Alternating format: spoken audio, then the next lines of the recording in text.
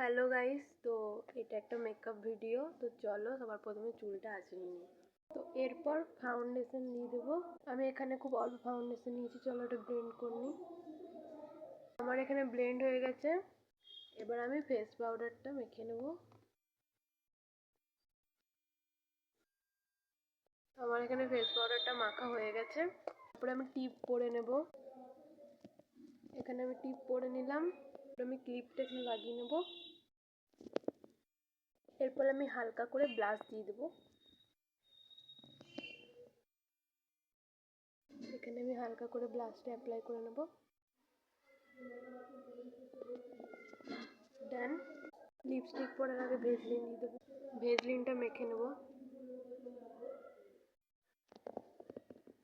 এরপর চলো লিপস্টিকটা পরে নিই।